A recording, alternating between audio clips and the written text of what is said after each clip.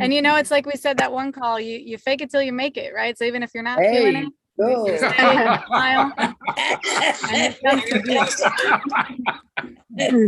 And if you don't make it, you pretend you did. Right. Tree shop.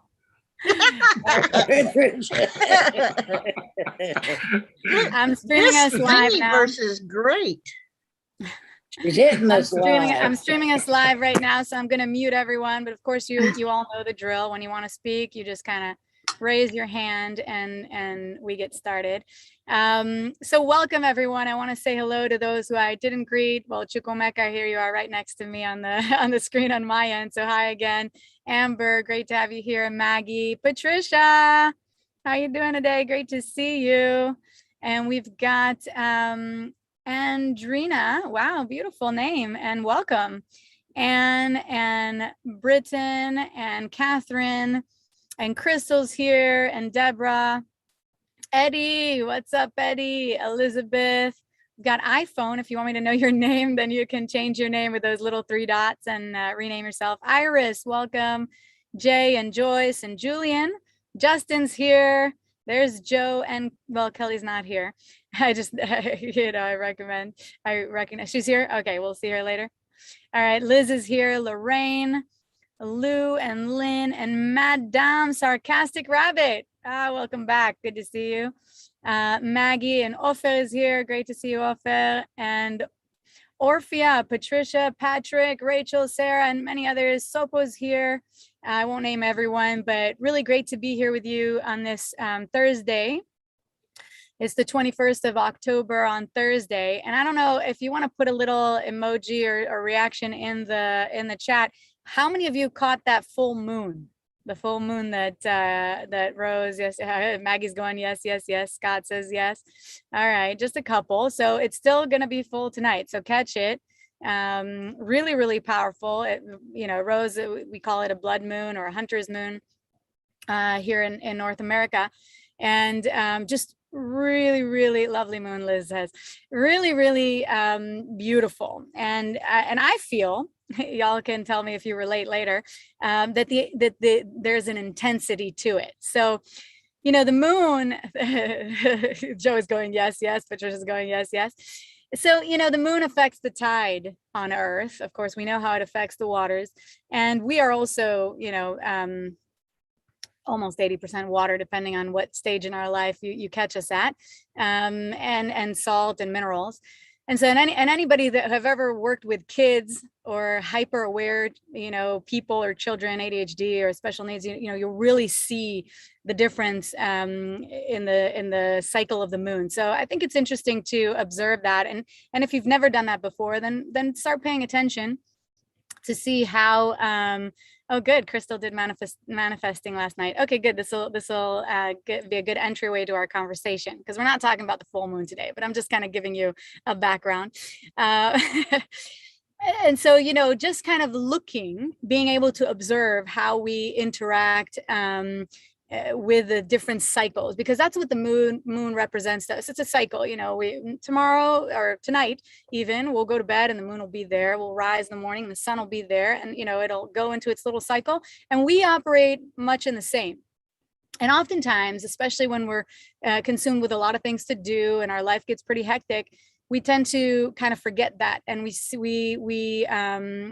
feel like we're on this journey, and the load gets a little heavy, and we don't really remember how we're connected to all things. And so the moon is a great way to remind us that, oh, okay, here we are on this cycle. I'm also on a cycle. For those of you who have just joined the Low Hanging System, welcome to our daily success calls. And this is a new cycle for you. So you've just begun, you've joined us, and here you are. You'll begin by watching some videos, joining these calls. And these calls are all about inspiration and motivation and mindset. And so, as you become more consistent in showing up for these calls, you'll begin to see this new cycle in how you think, your thought process, how you interact with your screen, even how you interact with your business, your customers. You'll be able to recognize these patterns and these new ways of being, and hopefully see how you can grow each time more and more and more. And so that was just kind of an opening about the specific time. And this specific time, you know, like I said in the beginning, it has some intense energies that it brings forth for us. And so how do we navigate that? How do we navigate life when we feel, you know, a lot of forces kind of working on us that maybe are not even related to occurrences in our lifetime? So the way that we do it is we create more space between the interaction and our reaction. And part of our daily mode of operation is asking you to spend some time. We rise with an attitude of gratitude, and we also go to bed with that. But we also ask you to spend some time either meditating. We're going to use the word meditating, or visualizing, or you know, just even, you know, prayer is a form of meditation. So any type of quiet time that you can find for yourself to visualize your future. So, you know, last time we talked about living with purpose. So now I want to focus on how do we create that space between the occurrence, whatever is, you know, the force that is pushing against us, and our reaction. This could be a word that's being said to us. This could be, you know, something that happened to us at work. This could be, you know, we're driving a car and there's something that occurred on the road, and we need to react. So how do we create more space there? And that's exactly why we ask you to practice this visualization or meditation, is in order to create more space, is in order to create this mindfulness. And so what is even the definition of meditation? Okay, this is a way that we can focus our mind on a particular thing. So this could be your breath, this could be a guided meditation, you're focusing on a voice. And what you're doing is you're training your attention and your awareness. Okay, so this is really important because, you know, our lifetime can get very distracting. That was part of our end of our conversation on Tuesday, is that there, you know, Misty had said, there's so many distractions. I get so easily distracted. How are you able to gain more focus and stay focused for longer periods of time? And it's through this practice of meditation. Now, I want to say, because I'm well aware that I know that meditation, that word, has so many attachments to it. So y'all might be imagining this, you know, Buddhist monk sitting cross-legged on a really rough surface and kind of getting his hands into this position. And, you know, that's what meditation is for you. And that is one form of meditation, but that's not all forms of meditations. Okay. So there's so many. And, you know, just to kind of list a few, you can have moving meditation. That's one that I think many people don't comprehend, that we can have a moving meditation. You can be walking, you can be running. What is it? You can be doing yoga, you can be doing qigong, you can be doing, I mean, whatever it is that you like to do. And what makes that different from when, you know, what makes it a meditation versus just a workout? What makes a difference is that you're focusing on one thing. So in yoga, a lot of times we'll focus on the breath. Inhale, step your right foot forward, whatever it is, right? You'll bring your focus onto the breath, the inhale and the exhale. I actually taught a whole class just on the breath and showing how powerful that breath is when we move it around our body and we're able to focus it on different areas, not just the lungs expanding. You know, but that's a different story. So, you know, meditations can be many things. So if you are walking, for instance, and in your walk, you're just going over your checklist. Well, I'm going to do this, I'm going to do that, I'm going to blah, blah, blah, and there's a lot of rambling. Maybe you focus on right foot forward, left foot forward, right foot forward, left foot forward, right foot forward, left foot forward, right? Inhale, exhale, inhale, exhale. You whatever it is, you have a guided meditation maybe in your ears, or some music in your ears, and you're basically clearing your mind from the clutter. This is a good thing to do. So, you know, the excess noise in our mind is something that we always have. And so the more we can gain this almost laser sharp focus, right? It's never going to be clear. It really, I mean, maybe some Buddhist monks have been doing it for so many years and they've attained, you know, whatever, rainbow body wouldn't help us here, but you know what I mean? Like they've been practicing for so long that they can just clear their mind and it's clear like a pond with no ripples.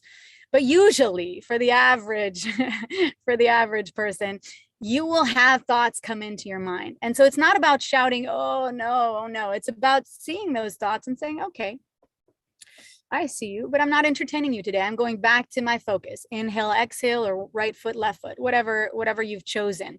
The song that's in your head. It could be, there's mantras. You can do a meditation with mantras. You just repeat the same verse over. And this could be an affirmation.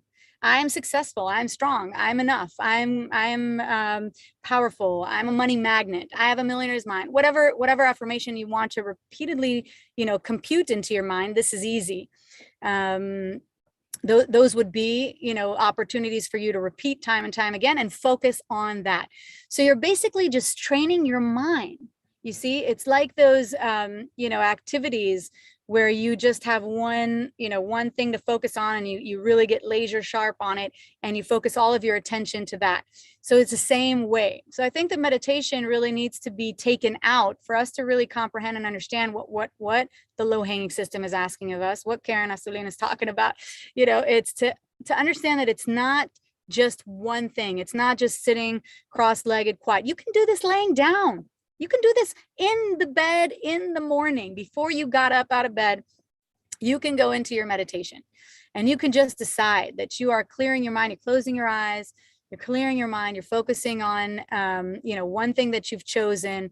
And I mean, there's so many there, and you can use these guided. There's a loving kindness meditation. There's a chakra meditation where you kind of see the colors in your body. There is, I'm trying to think about other ones that will come up. If you do venture out, you've got sound bath meditation. That's done by someone else. So laying in bed, you would choose one thing. Inhale, exhale is a good one. Really simple to just focus on the expansion of your ribs. Give yourself something in the business that you want to achieve. We're in fourth quarter. Why not focus on the numbers in your bank account where you just see them growing and rising through these sales while you're lying in bed? Give yourself even a timer. Or you can set a specific song that that it's 10 minutes long. And again, don't set yourself up for failure. If you think that you can only focus in the beginning for a couple of minutes, do that. If you can do it for 10 minutes, great. If you can do it for 20, wow. Whatever you can set yourself up for, basically think about it like a training. You're training your mind to be more focused, to be more aware, to embody you more. So it's not just out there traveling, thinking about all kinds of things and what happened with the neighbors and the family and the soap opera, whatever it is, that's rambling up there in the mind. You like that one, Joe? And so, we're bringing it focused, and we're focusing on what we have chosen for ourselves. You see the importance of this. So it will translate to the same thing in your business. If you've decided that you're dedicating an hour for your business, it will give you that razor sharp focus towards your business. And I challenge you to even, set yourself up for 30 days where you never waver from your meditation or your visualization, whatever you want to call it, for as many minutes as you want, from 1 minute to 10 minutes to 20, whatever you want.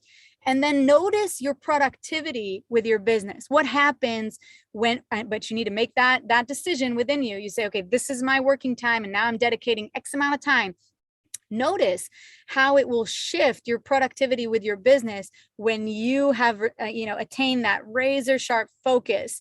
And that's, really what I think this specific time is asking us to do. Everything good, Patrick? Okay. Okay. And so, it's asking us to notice the chaos or the noise around us, or the energy. That's a good one. Notice the energy that is pushing against us, but then make a choice to create more space for the reaction that we want, because that's where our true power lies, is the ability to choose our own emotions, to choose our own reactions, to choose our mood. And oftentimes you'll hear people say, well, I can't choose it. I have no power over that. I just wake up and this is how I am. But, we already know better than that. And it's not something that just happens overnight. We have to train ourselves for that. We have to create a new pattern and create an ability for us to choose our mood, emotion, energy in motion. So we have to choose that emotion that we want to apply to our business when we sit in front of the screen. So yeah, so that's kind of what I wanted to bring our conversation around. And what I want to hear from you now is, first, do you practice any type of meditation? If you have, how long? And have you seen results in all aspects of your life? I've been doing yoga since I was 15, and I've been on and off in an admin meditation practice, but I definitely spend time in bed every night, every morning, really visualizing and giving my attention to one specific thing. And I'll change it out. It won't always be quiet. Sometimes I have music, sometimes I have a guided meditation, sometimes I have I come to a sound bath meditation at least once a month. And I've noticed how much more space I have between my reaction. I'm not that reactive where I just need to shout out the answer or shout out my opinion to whatever's coming my way. I have that space to listen to what is coming. And this is, relevant for your customers as well. What is coming your way from the customers? And then, what am I going to offer in return as my energetic exchange? So that's kind of where I want us to focus. I remember Patricia had a question about meditation way back when. And so I always wanted to bring that up. And I decided that today is the day with that beautiful full moon. I think we can all use that. Eddie, let's hear from you, Eddie. We always love hearing from you. All right, we got to unmute yourself. There you go. Hello. Hello. Hello, everybody. I'm so glad you went this route because Okay. when I discovered meditation, I couldn't get away from it. And I can't tell you how long I've been at it, but at present, I have a morning ritual. Everybody has a morning ritual. Right. However you get up. But shaving, getting my afro picked out, bathing and all of that. But meditation comes before any of that. Now, like today is my day off. I have already meditated. I would have done at least 3 meditations sessions. And I do 15 minutes a session. Now, I'm going to tell you something, people. If you don't, Karen said 30 days, take that to heart. Practice this. Find out because there's all kind of ways to get the ritual. But once you learn how to do this and the things that start happening in your life, you'll go, oh my goodness. This 3.5 pound instrument in your head, that's your nuclear reactor. And it's powerful. And in that 15 minutes, you're only going to get maybe a minute or 2 of absolute concentration. Because everything's coming at you. But just think about this. Just that little minute and a half of talking to the universe is enough to power your whole week almost. Really, it will power your day. They think I'm my bosses don't know how to take me on my job. But I sat there and said, God, when I go to work, I'm going to have a good time with you, myself, my coworkers. My boss is going to love me. Customers will come to me and talk to me sweetly. And we're going to have a good time on my job, regardless of what's going on, because I'm at Walmart. Everything happens at Walmart. All I know is when I learned this, I say, wow, you'll start saying, I can do this as in anything. We keep, this business, we talking about when you're supposed to prioritize, where you'll learn how to deal with overwhelm in ways you won't believe. What you deal with overwhelm is get clarity. All overwhelm is too many ideas going on. So we say, okay, prioritize what's there. You ask the universe in a meditation, it will tell you. It's called an impulse. You get the impulse to do something and follow it. What now? I said, I'm going to make every meeting on my day off, and I'm here. Every meeting I had made up my mind, I'm going to get here because I am being used as an instrument to practice what I do. And Karen just brings it. No, I'm serious. You must take this advice. I have a person I'm working with, and I've been working with him for almost a year, and I got this guy to start taking meditation seriously, saying, wow, Eddie, this is something. Now, this guy was stubborn. like most of us men are. Oh no, I know how to handle this. No, quiet down and let the universe, which is more powerful than you, do this. Now, I'm talking a long time, so let me I'm going to end this with this. This is how powerful this is. The guy's name was Leonard Ponath. Now, there's also Joe Dispenza. There's also Norman Cousins. All these people meditated and healed their bodies. No surgery. Leonard Ponath fell off a building and broke his lower extremities. Now, I'm really getting animated now. I mean, the doctors could not believe it. He said he meditated every day and saw little men climb up his spine, and he even had sound effects in his room of construction workers on scaffolds. He actually did this, and it healed his spine, and he started walking again. When I mean, we really now have Wim Hof. He does it. I'm talking about he stopped disease. He's my and favorite. the doctors, and see what doctors they go, they can't understand this, so they don't want to explore it. Well, I want to know it. I'll give it back to you, Cam, but I mean, I get excited about this. I have done things in my life that I say, my artwork has gone up another level. And my writing, my speech making has gone up another level because I meditate. Deepak Chopra said, meditate. So I'm telling y'all, as I end this, meditate, practice it for 30 days, meditate and get it right. And you'll say, oh my goodness. Thank you, Karen. Appreciate you. I love it, Eddie. I love it. And always you kind of touch on the things that I love most. Wim Hof is one of my all-time favorites. I actually teach his breathing exercises and techniques. And, one of his, anyways, we won't get into Wim Hof, but I was so tempted also, to get that, because it's just, first of all, it's presencing. And second of all, it's healing. And everyone can Google Wim Hof. Wim Hof is considered the Iceman. So he climbed Everest with shorts and sandals. You understand? Like this is true things.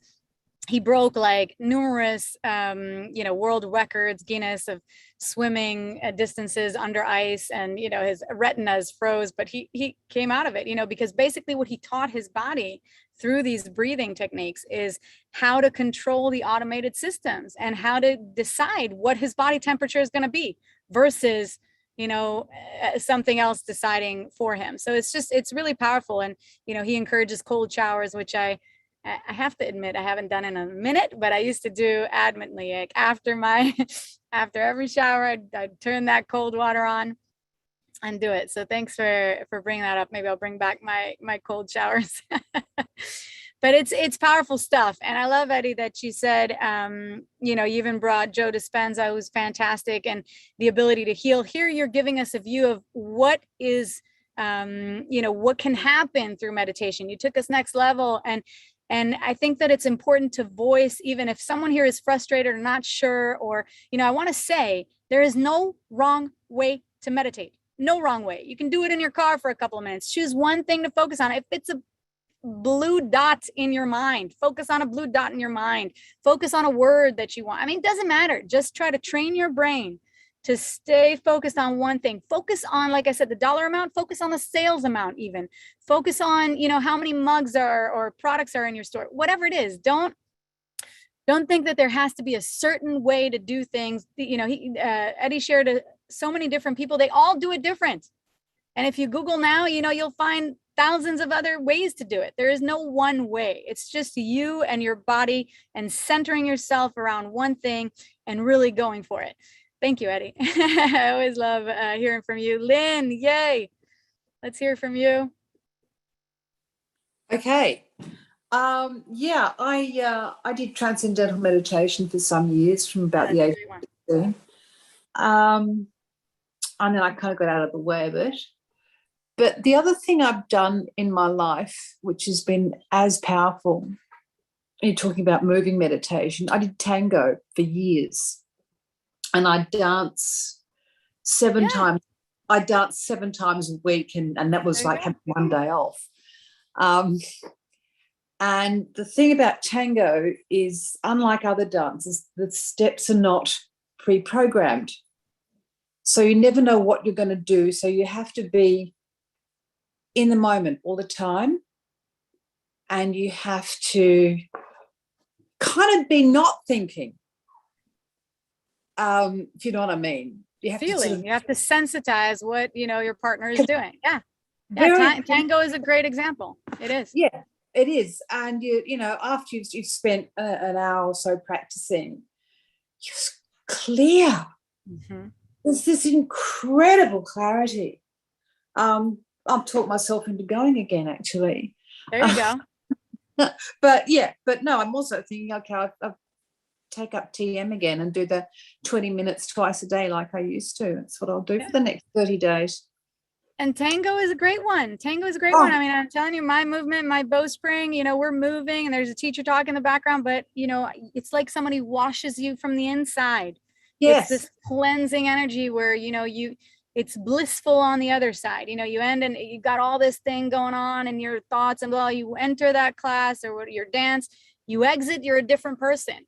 Yeah. And there are, tango is one of them. So, it's whatever fits every single person here. We have almost 50 people on the call. So whatever fits each and every one of you, as long as you're training your brain to focus on something or to not even focus, because you said, I don't even, I just need to be attuned to my partner and what's going on. I bet you're focusing on the beat and the music that's, you're keeping in time with the steps. That's what it's about. And so then the clarity transfers into every aspect of your life. So those are great examples, and definitely transcendental meditation is a great one. Yeah. All right. Sopo, share with us. I know you just joined us recently, right? Hi, Karen. Yes, thank you so much. That was such a good presentation, or what you shared with us this morning. Meditation, yeah. As a child, my grandmother used to always wake us up at 4:30 in the morning and just pray. So I always would pray every morning, even though no matter where I was in my life. But as I left home, I think my body clock would just normally get up at 4:30 in the morning and pray. And so I started doing all these self-development courses that would teach me about meditation. And I'm like, oh, that's praying, in my view, in my worldview. So I learned and learned about other forms of meditation. And something happened in my life where I got a scare of a thyroid, and I started meditating and learning more about Louise Hay. Yeah, I love her. Love Louise Hay. Louise Hay's, and so as I learned more and more about that, I just get up and meditate, and I have learned like what you said today, Karen, and just the progress in my life, like the busyness that's in your head. I have trained myself to focus on the one thing, so before I go to bed, I actually turn on some subconscious meditation music, or just to help me the busyness get out of my head, because I do so many things that my life is just full of chaos. So so I've learned to find resources and tools to help me focus on one thing, and I think what happens now in our lives in terms of COVID and being locked down, because I'm in New Zealand now, it's 6:42 in the morning. I know. And we get all the stuff on online, and you get distracted, so I mean, I'm doing this and I'm get distracted, or how do you make money with COVID, what is it, crypto, and all these different things that pop up when you're trying to do your business. Right. So focusing on that one thing in the morning and meditating really helps me to stay focused. So I just find that this has been really these sessions in the mornings, they're so awesome. I mean, it's not morning for you guys, but I find these sessions are really, really helpful. And for me, I've only been in the business for a month now, I think a month and a few days, and I've set up my Amazon, I've set up Etsy, I've launched Gear Bubble. I've done 35. Just sort of just keep working at it. Our last session we had with you, Karen, we had a breakout room afterwards, and I got taught how to really get my gear bubble right. Yay! And then straight after that, I designed a 35 mugs or design. Yay! So that was all out of meditating and staying focused as well. And then Love it. start attracting all these different people in your life to really help you with what you've been actually meditated on that Beautiful. day. Yeah. Beautiful. So thank you. Thank you. Thank you for sharing, and thank you for acknowledging the group. I mean, that's something that I didn't mention today, but our group is so helpful. We the students on their own goodwill, their good heart, offering assistance and just helping each other along. And that's beautiful, because that is spreading kindness and the same love energy out into the universe, which is what we want more of. And the more you give, the more comes back to you. Many of these self-help books, anything that you read, talk about giving to someone else, giving that energy for helping someone fuels you from the inside and just really lifts you up, because oftentimes we can't find that will to help ourselves. Isn't that, I say it and it's like, oh my God, but it's the truth. And so we do want to help others. We want to share our knowledge with others, and it's just a powerful tool. And you also mentioned, different apps. And I know Eddie mentioned Deepak Chopra. I mean, there are so many apps today that you can download for meditation, for, sleep. You don't even have to download apps. They're on YouTube. YouTube has so much stuff and it's everywhere. So really, you don't have to look far to find something that fits into your life, that just trains your mind to stay focused, to simplify, to minimalize the noise in your mind so that you can be more productive and achieve. And even if it's not just the productivity, like how many mugs you've uploaded and how much money, but that you can even organize your life better, that you can see through the clutter, that you can see through the thoughts that are important and not important, which ones are moving you closer to your goal, right? So not just about our checklist, but even about how we go about setting up our day, how we go about interacting with the world. I mean, this is really good stuff. Thank you, Sopo, for sharing. Patricia. Hi, everyone. Good morning. Normally, when I come on here, I'm all bubbly and everything, but today this one is very serious to me. And Rachel, Karen, I really do appreciate you bringing this up. And when I first started with this group, I had forgotten a lot of my past, purposely, but I had forgotten a lot of it. And then I started listening to everybody, and I kept thinking, what can I do to meditate? I'm not one of these people who can just sit there and do the song over and over again and everything. And then I realized you did it. You healed yourself with this. I broke my neck in the Army in a helicopter crash, lost my hydraulics, and had no feeling in the left shoulder, and they were going to amputate it. And I said, I don't think so. And so I used my first way of meditation at the time, which I don't do anymore, is I drank a fifth of Jack Daniels. And in Germany, they have pulleys in the center of their living room. I never asked why. I was always curious, but so I put a rope around my feet and I put it on the pulley. And I also had been doing upper weight body lift competitions and stuff. I used to do 250 push-ups every morning. And wow. I would do sit-ups. So that was my form of meditation then, was push-ups and sit-ups in the morning to get my head clear. That's a good anyway, I kind of pulled my little body up and I said, okay, God, you made me a pilot. Now I'm either going to fly on earth or I'm going to be flying your angels in heaven. You decide which one you want. Now, I don't challenge God anymore. That was the only time I ever did it. And I let go of the rope and heard this in my neck. and felt bumblebees all over my arm. And I called the flight surgeon and he said, "Are you drunk?" And I said, "Extremely."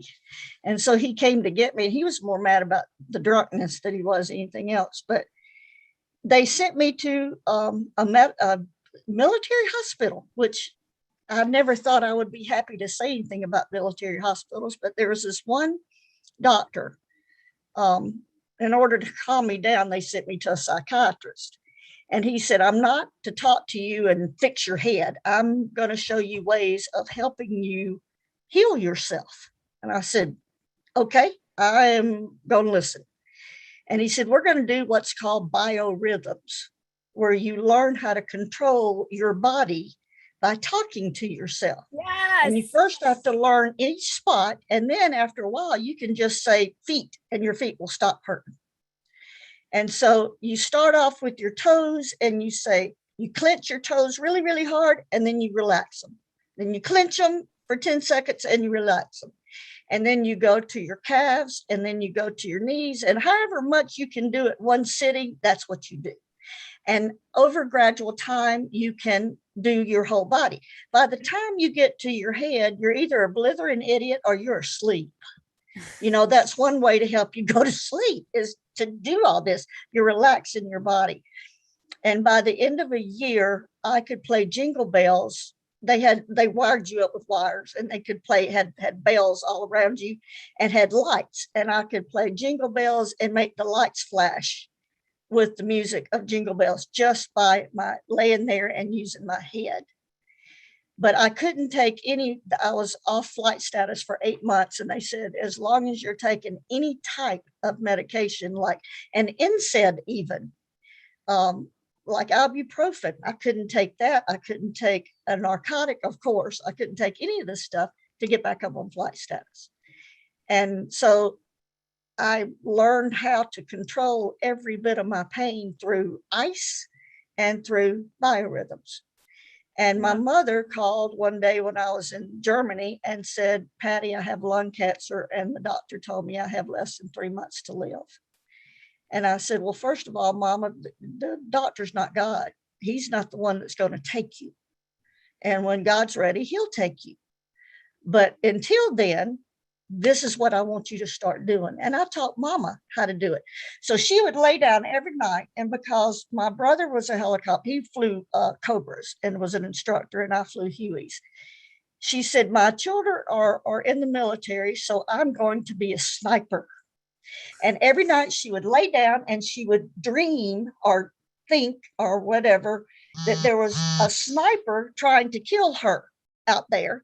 And she was a sniper in a taller building trying to get the bad sniper. And she said, excuse my language, but she said, "I'm going to get that little bastard one day. There's only one of them out there and I'm going to get him." Well, she lived 7 more years by doing that. And the doctors, they said, we don't have any clue how she was able to do that. And I told them, every one of her doctors, there were 15 of them, all different kinds, came to her funeral. And because she was such that type of woman, you were just drawn to her, you know. But then also, what did I write down here that was, oh, when I was a kid, I didn't know that this was a form of meditation as well. I was confused over life and church and how I was supposed to be. And I went and talked to a preacher and I said, "I don't know what to do. Mama says I'm supposed to be in church. I don't want to be in church." And he said, "Well, what do you feel close to?" And I said, "My horse." And he said, "Well, take your horse, take your Bible, go to the most beautiful place you know, and sit there. And if you feel like reading the Bible, do read some. If not, just look out and think about what you're seeing." So there was this little hill where I used to ride about 5 miles out the country, and it had 3 oak trees that were intertwined. Now, to me, now looking back, to me, that was the Father, Son, and the Holy Ghost. That's what it represents me. And I'm not trying to do a religion thing here. I'm just telling you what I did. Yeah. Anyway, I sat there one day and I was looking out over, and I said, you know, there's beautiful flowers growing over here and beautiful reeds over here in this hill, and my horse.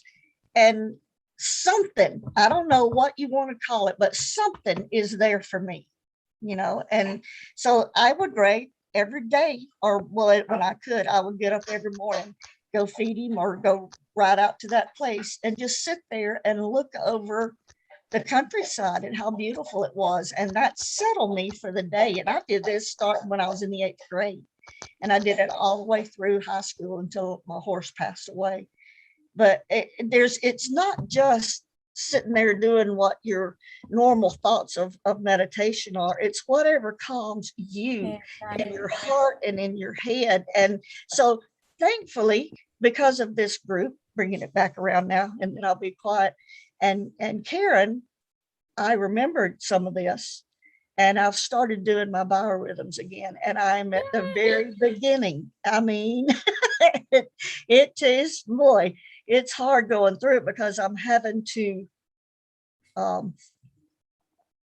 give myself over to myself, let go, not be in control, which is really hard for me to do.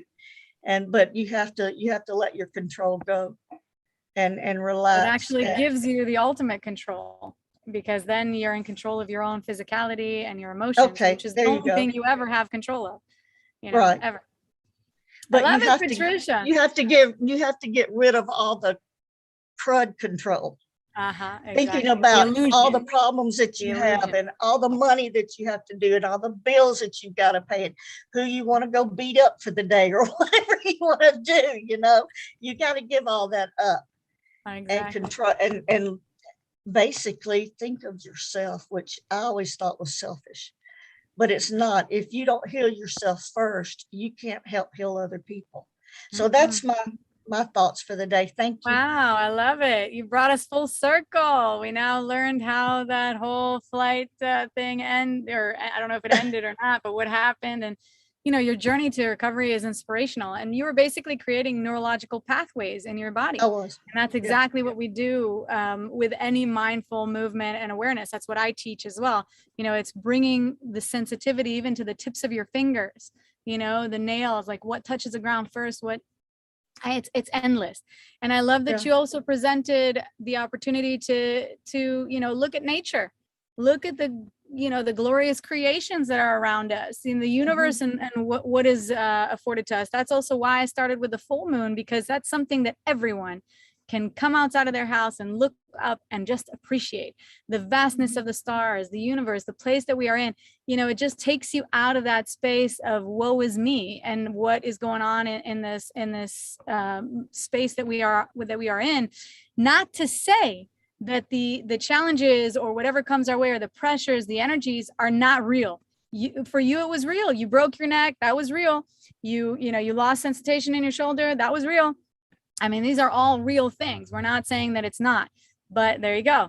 But can we move beyond that? Can we transcend that? Can we shift and change? Yes, we can. With every breath that we have, we can always move forward and up, but it's a choice that we make. And you had talked about gaining control, losing control. We live in the illusion that we have control over anything, but again, we only have control over how we move about our life, right? How we, even sometimes not even that, because there can be obstacles coming our way and then we have to stop. So we can choose our reactions. And that's what the meditation is for there, to give you more space to make the conscious choice. I choose today to be happy. I choose today to move with grace. I choose today to feel empowered. I choose today to, whatever you choose, that becomes your choice, and not something that you feel like you woke up with, or was passed down to you, or was delivered to you by someone. I mean, no, that's not playing that victim. You make that choice to feel and to interact with the world however you see fit. And you made the choice to heal yourself, and here you are. And that's, just astounding. So thank you all for sharing today. And Scott has put in the chat here that if you want to join afterwards, there will be another help session. So for those of you who want that help, it is waiting for you. Welcome, Roxana. I see you. Great to see you. For those of you who've just joined, these are our daily success calls. We are here every day, and hopefully we'll see you here tomorrow. We've got John Lavinia, the awesome John Lavinia tomorrow with Fun Friday, the way to start our weekend right. So, you know, jokes and funny hats or pets or just really fun things. That's what we do on Fun Friday. We always have our topic as well, but we start with just, you know, smiling and having good times. And, you know, we really do consider ourselves extended family, and we're here to support our growth. And, you know, you said, Patricia, we first have to help ourselves. By helping ourselves, we're helping all, because we, you know, in essence, and that might be a topic for another day, we are all one. And so, you know, as you improve on yourself, you improve on others. So thank you all for being here. Thank you all for sharing.